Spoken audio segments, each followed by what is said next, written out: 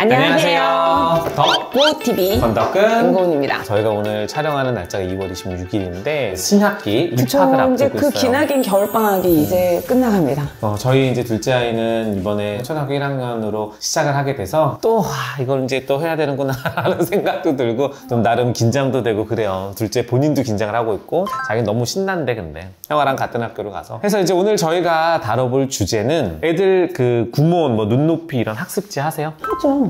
언제부터 시키셨어요? 저희 큰애는 7살 때 시켰거든요. 중2 초까지 쭉 했어요. 뭐 수학, 국어? 국어, 수학. 초반에는 나도 열심히 하라고 하니까 국어도 하고 과학도 하고 뭐도 하고 막 했는데 결국은 국어하고 수학 연산을 하다가 국어는 이제 한자로 넘어가서 한자 연산 이렇게 중학교 2학년 때까지는 꾸준히 했고요. 그리고 이제 우리 아들은 워낙 이런 거 좋아하지 않아서 더 일찍 시켰거든요. 5살. 그래서 지금 6학년인데 아직도 하고 있어요. 그래서 이제 학습지 근데 이게 과연 필요할까? 어떤 도움이 될까? 해야라고 할까? 하지 말라고 할까? 그거에 대해서 얘기를 해볼까 합니다. 어릴 때 얘기를 하니까 제가 한 4학년 때쯤 재능 수학이 엄청 밀려가지고 그거를 옷장에다가 넣고 키웠거든요. 선생님 오시는 날. 그래서 그날로 끝이 났는데 우리 아들이 7살에 구몬 선생님 오는 날 사라져가지고 또 한두 시간 없어졌다. 그 집 엄마 나갔다. 닮았구나. 엄마 닮았네. 내가 그래서 그걸 보고 어머니 집 나가는 것도 유전이야 막 이러면서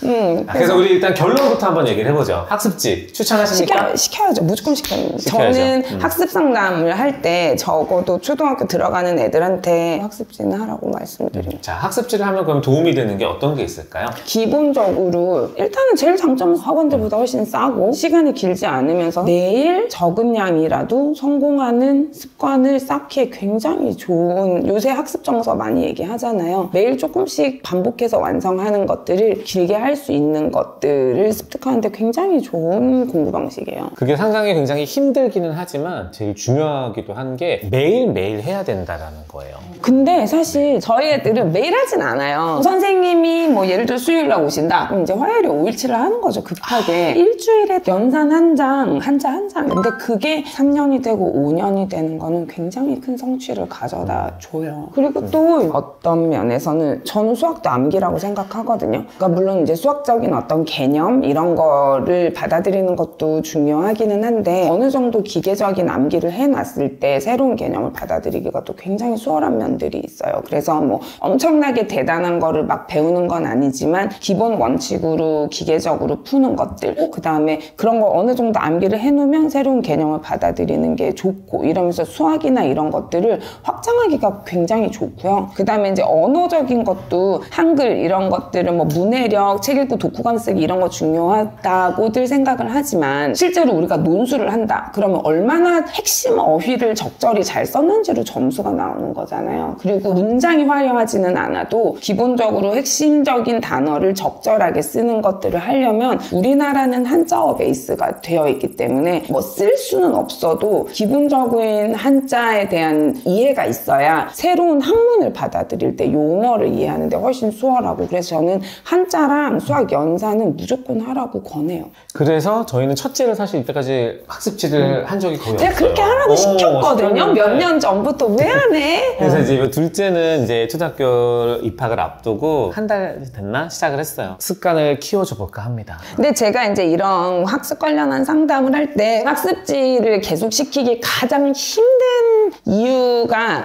거의 유일해요. 부모님들이 아이가 하기 싫어해서 이거 하다간 얘랑 너무 싸울 것 같아서 관뒀다. 아이가 너무 하기 싫어서 관뒀다. 이런 말씀들을 많이 하시거든요. 그리고 또 하나는 이렇게 할 바에야 그냥 내가 차라리 집에서 그냥 연산 문제집 한 장씩 풀리지 이런 식으로 하시는데 저는 기본적으로 엄마표 공부는 반대를 하고요. 아이가 하기 싫어요. 그럴 때는 이제 적당한 보상을 줘가면서 저희 애들은 구몬을 공짜로 하지 않았거든요. 저희 큰애도 한 장 풀면은 칭찬 스티커 하나 칭찬 스티커 받아서 자기 원하는 거 사려고 저희 아들은 게임 하려고 그래서 그냥 구몬 한 장 풀면 게임 10분 바로 저는 보상을 줬어요. 그러면은 너무 구몬만 나오나? 학습지가 좋아서 하는 거는 아니지만 게임하려고 풀거든요. 근데 그게 3년이 눈높이도 좋대요.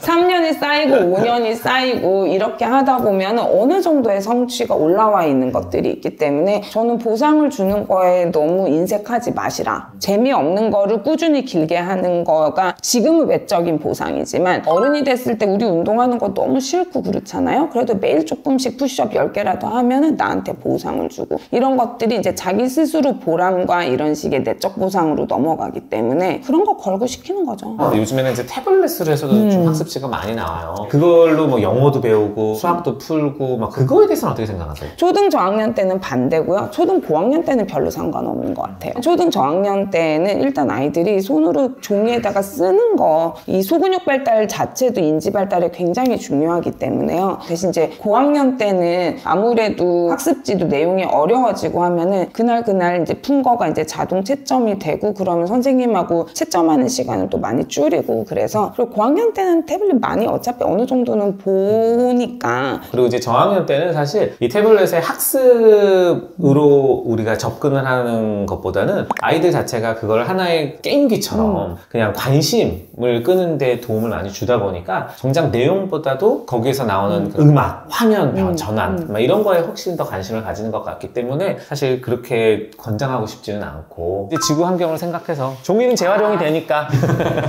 그런 생각 못했다.